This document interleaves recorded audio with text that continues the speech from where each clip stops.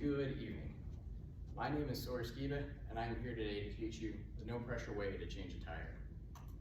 So a little bit about me. I first learned to change a tire when I was in middle school. My dad thought it was really important for everyone in our household to know how to do basic vehicle maintenance, whether it be a tire change, changing a fuse, changing your oil. So he taught me kind of the basics of that. From there, when I got into high school, I wanted to learn a little bit more, so I took an automotive class. And that was a lot of the same stuff, the same basic vehicle maintenance. But I got a lot of hands-on experience changing tires, especially around the summer or winter time, when people are changing from summer tires to winter tires and vice versa. Lots of repetitions on my vehicle and other people's vehicles. Since then, I become a police officer. I work for the City of Wasilla Police Department. I've been doing that for about 6 years. And one of the common things we end up going to is some sort of roadside emergency, and a lot of times it's flat tires. When we're out there, a lot of times we're helping them either by providing traffic control, or a lot of people don't know how to change a tire. So we're there kind of instructing them and helping them through that process so they can get back on their way. So you know a little bit about me. What is your name? My name is Kristen. All right, Kristen, glad you're here today. Have you ever had a flat tire? Yes. Yes. And were you able to change a tire on your own? Do you know how to change a tire? Not on my own. I've never really attempted. I've had my dad do it before and I've watched him do it, but I've never done it myself. Okay. Well, I'm glad you're here. This is a good course for you to be in. So, I have had flat tires and I have had to change them, as I said. Over the summer, I got married to my beautiful wife, and we went on our honeymoon. We decided to go to California, because neither of us had ever been there. It was something new and it was something warm, right from Alaska. One of the places I really wanted to go was Death Valley. I'd never been there, but I had family and friends who had, and they said that some of the views you're gonna see are out of this world, something you'll never see anywhere else. I made a couple mistakes on this trip. One, I didn't buy a road map. I assumed that California was fairly densely populated pretty much everywhere, and that everywhere would have cell phone service. So when we left for this trip, typed in Death Valley and the cell phones that we all have and depend on, and off we went. About 45 minutes out of Death Valley, that's gonna be approximately this picture here on our left, we began to lose cell phone service. Neither me or my wife had cell phone service, and we lost our map. At this time, as you can see here, there's not really any other cars, and you can't see any towns. We were passing another vehicle maybe every 15 or 20 minutes. So it's pretty sparsely populated, and there was nothing for miles town-wise outside of Death Valley. That said, there was one road, so we just kept following that road, and after a little while we found a road sign that said Death Valley 15 miles this way. So turned up there, excited as could be. About a mile up that road, I see the low tire pressure light kick on, pull the vehicle over, and as I get out of the vehicle, I hear the tire hissing, and we ran over a piece of sharp shale rock, and it just quickly deflated the tire. At this time, again, 110 degrees, and we don't have any cell phone service, and nobody's passing by us, so luckily, I knew how to change a tire. I was able to get the tire changed to get us back on our way. If I hadn't, our options were A, to drive on the flat tire and cause damage to the rental vehicle and the rim, which is gonna cost us a lot of money, or B, we're gonna be getting out walking and hoping that we're gonna come across somebody or another vehicle that can help us out. One of those is gonna cost us some money, and one of those could potentially cost you your life. So this is an important topic to know. Throughout this course, we've got 3 main objectives. The first thing we're gonna do is we're gonna discuss the 3 main parts of a wheel. That way we're using some common terminology, and you'll be able to identify those 3 main parts. Next, we're gonna discuss and identify the 3 main tools that you'll need to change a tire. Now, there's more you can add, but we're just gonna hit the highlights of them. So you'll be able to identify those. And lastly, you're gonna be able to go through and order the parts, the steps to change a tire from beginning to end. So you should be able to successfully and safely complete a tire change process. All right. So we're going to start with the basic parts of a wheel. It's up here obviously, but I've got an example here as well. So the black rubber part of the wheel is called the tire. When you get a flat tire, generally that's caused by either something puncturing the sidewall or the top parts of the wheel.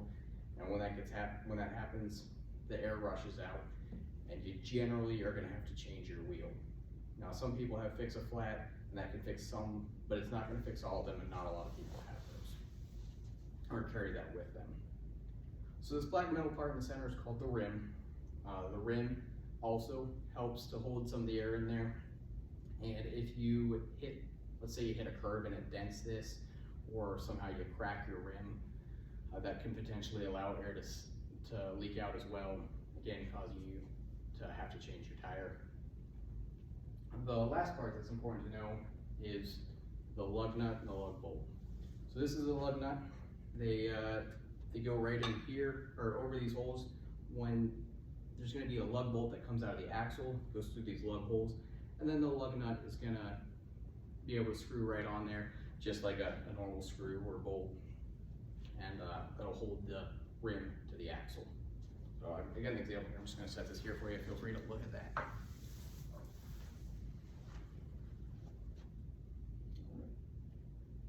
So, what is the black rubber part called?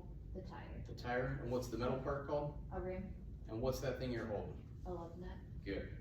Paying attention. All right.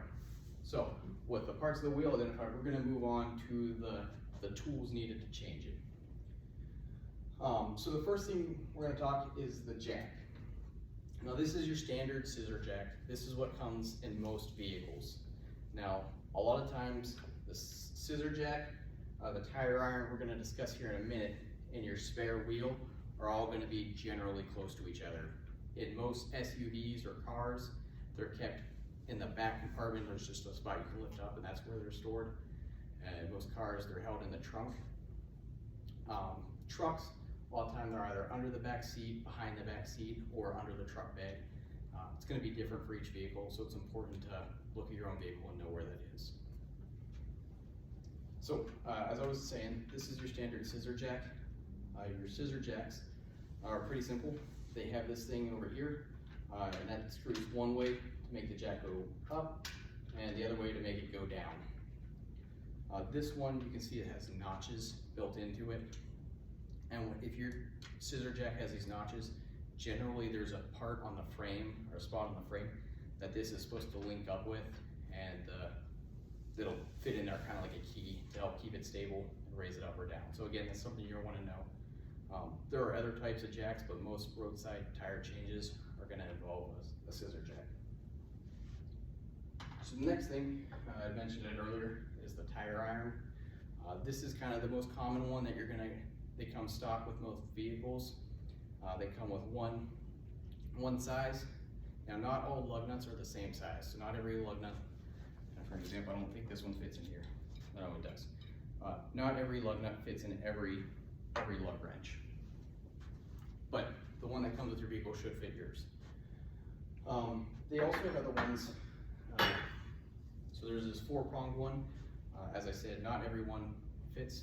So while yours might be good for this, it's also good to have this in case a family member, a friend, or just somebody on the roadside has an issue. You can help them with one of these. Additionally, they allowed you to get a little bit more pressure one way or the other. When you're loosening, it can help you break them free. Or when you're tightening them, it can help you get a little more tension on there to hold the tire tight. So as I said, not every one of these is the same. Why don't you take that lug nut you have there and see which one of these you think this fits into. Okay, so you can see that one's, how's that one fit for you? Pretty good. Doesn't fit there. Okay, so you think this one? Yeah. Yeah, I would agree. All right, so I'm just gonna set this here. Feel free to look at that as you want, but don't let it distract you, okay? So lastly, I don't have an example here with me, but we've got a wheel chock, or a tire chock sometimes called. This is a store-bought example. What a wheel chock does is it goes up under the tire just like that, and it helps keep the vehicle from shifting one way or the other. Now this example has one. If you're changing a tire, I prefer to use one on each side. The reason you want to keep it from shifting is when you jack your vehicle up, obviously it's going to have a little bit of instability, and it's also gonna be on a jack, so if the vehicle moves too much, it could fall off that jack. And if you're just starting the process, you just have to start over, and it can be a pain. But if you've got your wheel off and you're getting ready to put the other wheel on, and it falls, it can cause some damage. So the wheel chock helps keep the vehicle stable, keep it from moving, and ultimately can save you some time and effort. All right, any questions on that? All right. So we've identified the parts and the tools. Let's get into the actual process of how to change a tire. So you're driving down the road and you get a flat tire, you see your low pressure light coming on. Before you get out of your vehicle, you want to make sure that the area is safe. So the number one important thing is to make sure that you're safe, you're not going to get hit, you're not going to stop your vehicle in the middle of the road to check this out. Now there's a couple ways to make sure that you're safe. One is, I'm going to drive, you don't want to stop on like a blind corner and you don't want to stop in your lane. If at all possible, pull off to the side of the road, and preferably you're going to have some a straight stretch in front of you and behind you. That way people coming up on you from either direction can see you and they're not going to hit you. At that point, like I said, you're going to want to move off the road so you're not in the lane of travel, and then you can get out of your vehicle and look. If you do determine that you need to change your tire, the first thing I'm going to do is I'm going to hit my flashers, my hazards. That way, again, those hazard lights, people like flashing lights, they like to look at them. It'll help bring some attention to your vehicle. If you carry flares or a safety cone of some sort or a safety triangle, you can put those out behind your vehicle and in front of your vehicle, again, to help draw attention to yourself. You want to do as much as you can to make yourself visible to other drivers and reduce the chance of your vehicle being struck or you being hit. Once you have determined that, yep, you need to change your tire and the scene is safe for you to do that, the next thing we're going to do is we're going to hit our emergency brake. Like I said, with the tire chocks, the emergency brake is going to help give your vehicle some stability and hopefully keep it from moving too much forward or too much back. Back to the scene safety, you want to be trying to do this on a level ground, again, to help reduce that movement and keep the vehicle from slipping off a jack. But that emergency brake will further help with that. So once you've applied the emergency brake and you're scene safe, you're going to want to go to wherever your spare tire is, your jack, your tire iron, and gather all the things that you need to be changing your tire. Like get them all, keep them in a central location, or not a central location, but near the tire you're going to change. And then once you're done with that, I'm going to chalk the tires again as kind of a backup to the emergency brake to keep that vehicle from shifting. So while the vehicle's still on the ground, the first thing I'm going to do is I'm going to take my tire iron there and I'm going to loosen up the lug nuts.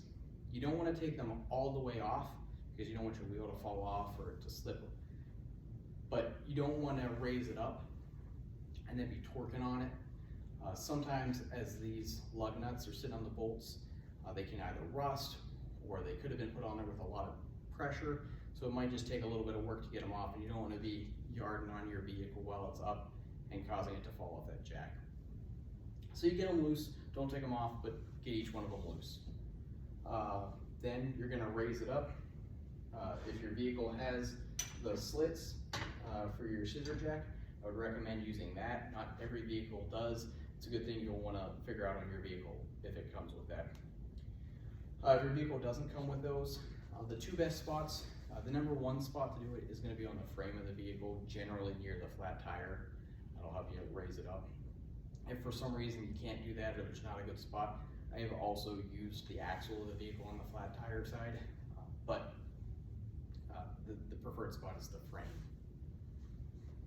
Once you've got that, you've got the vehicle jacked up, then it's time to take the lug nuts fully off. They should be loosened, should come off pretty easily without too much pressure. You can take off that old tire, set it aside, and take that new spare tire, put it on the vehicle, and then again, you're gonna take those lug nuts and you're gonna put them on, you're gonna snug them up. So when you're putting the lug nuts back on the vehicle, you're gonna wanna use a star method. And so, for example, this one's got 5. Not all rims have 5. That's pretty common. Some of them have more, 6 or 8, and some of them have less. So you wanna do your best to just make sure that you're doing them across. So for example, If you start with this one, doesn't matter which one you start with, you're gonna go across, then keep jumping across the rim. That'll help evenly apply the pressure when you're putting it on and help make sure that each side is equally snug. If you do this half and just go around, it can cause the tire to be out of balance and not equally pressured, which can cause some damage or cause some issues down the road. So just make sure you're using that star method. So you're gonna wanna get them snug. Again, you're not applying a bunch of pressure, because if you apply a ton of pressure, it could make it fall off the jack and potentially cause damage or making you have to redo some of the steps you've already done. Once the lugs are snugged up, then it's time to lower the vehicle using your jack.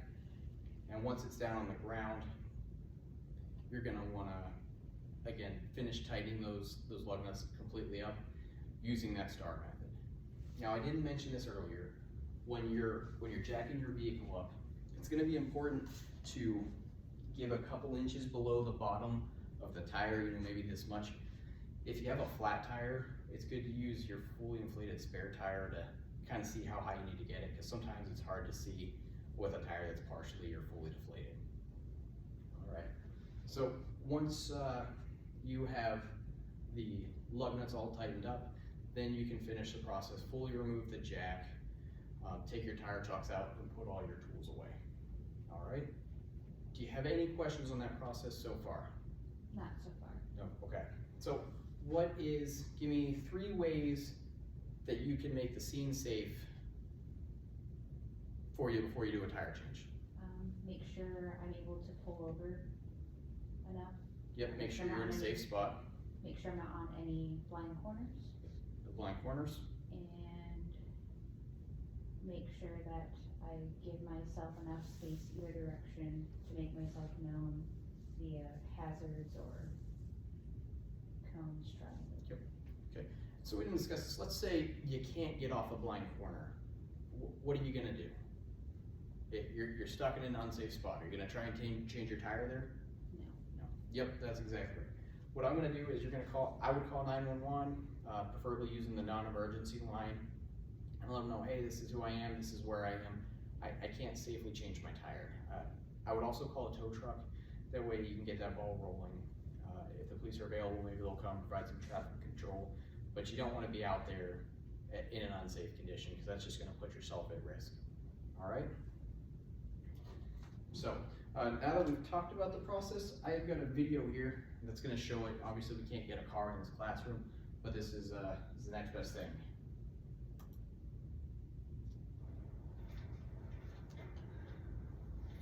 Okay, I have a lot of requests for how to change a flat tire. It's a fairly simple process, but if you've never done it before, it might be a little bit intimidating. So if you're on the hill, you want to make sure to put something behind the opposite tire in the back.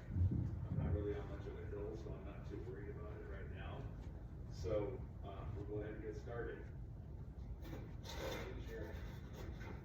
Your lug wrench, you want to do this first before you jack up the car. Because if you jack up the car first and then you're reefing on these lug nuts, good luck. You might knock the car off the jack. So again, I'm gonna say you wanna make sure that you're doing that down on the ground. If you get it up there, you might knock the car off there.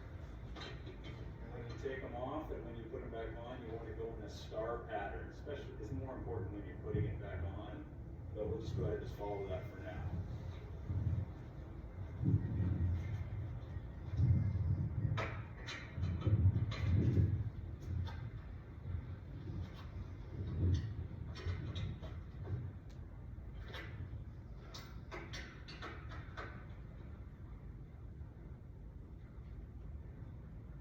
Okay, so we just want to get them loose like that for now. So you can see there, he didn't get them super loose, just enough to break them loose there. That way they're easier to get off once he jacks the vehicle up. Tighten it a little bit. Because then when you put it back in, you just tighten it to make it nice and snug. Okay? So now we need that.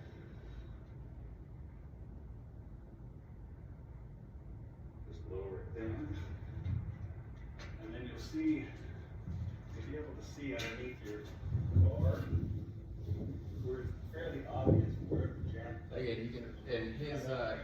his scissor jack has a notch in there. A lot of the newer vehicles come with that. Not all of them do, but a lot of them fit right in that same spot, right near the frame, right near the tire. Where this notch right here fits, there's a groove that goes right down inside that notch to give it some stability.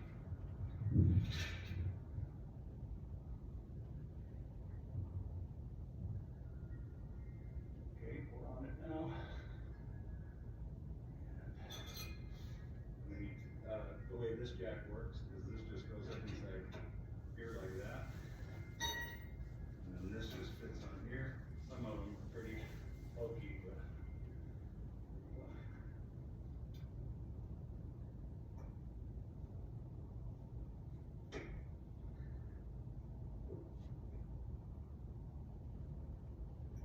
We just want to get that tire just off the ground.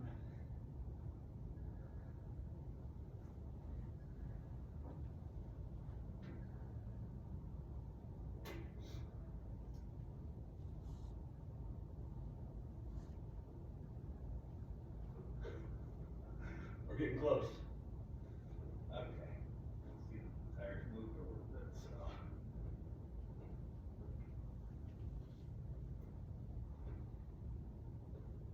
Alright.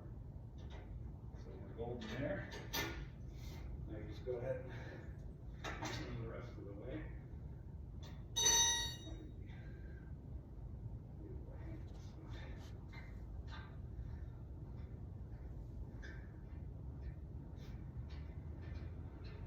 So we're gonna put on a spare tire that's really just exactly that, it's a spare tire.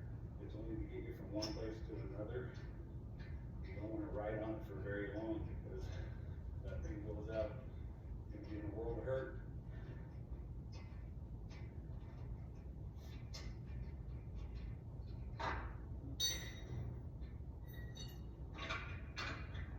So a good thing you want to do is when you're taking these lug nuts off, it's good to put them in a central spot so they're all together. You don't want one of them rolling away or losing. But just make sure you keep track of them.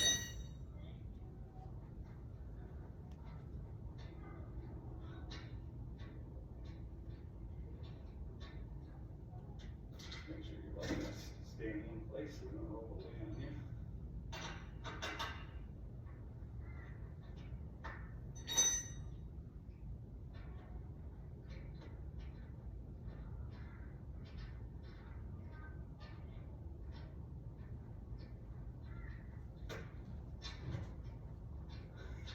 Just about got it.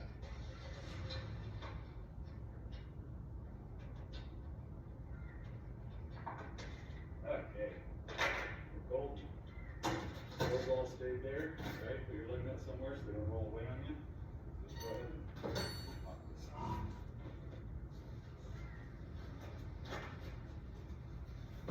Get that aside. Got the spare.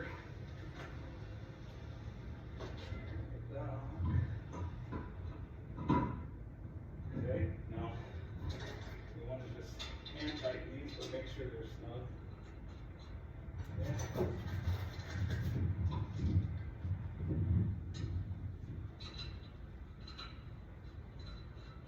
You don't want to really reef on them yet until the jack is down.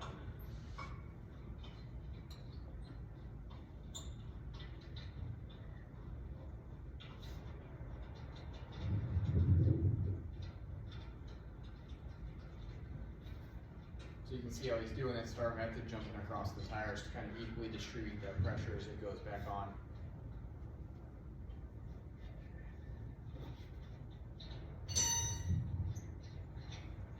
You know what, we probably should show you this one thing too.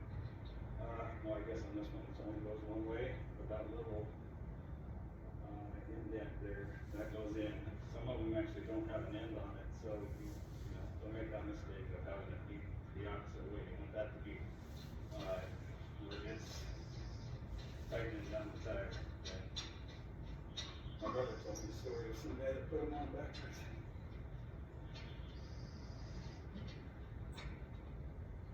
So fairly good. Just really quick. Just again, don't want to reef on it because you're up on the jacket, you know. And we get it close.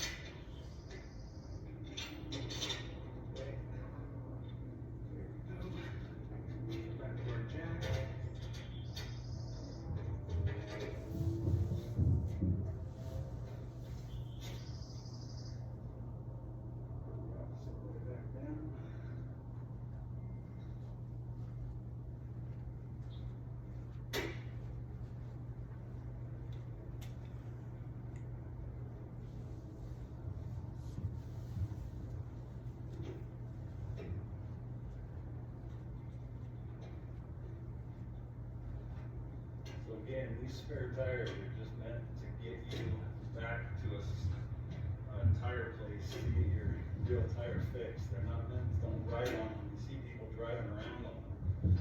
And I think they use them as a tire, but don't do it. You just need to use it for a temporary tire just to get you back to safety, right? Okay, so now that it's down, we can go ahead and put a little more pressure on these things, get these tightened. And then a star pattern, sometimes you'll have 4, so you can't do that, but most of them have 5. Star pattern, over here, over here, here, work your way back down.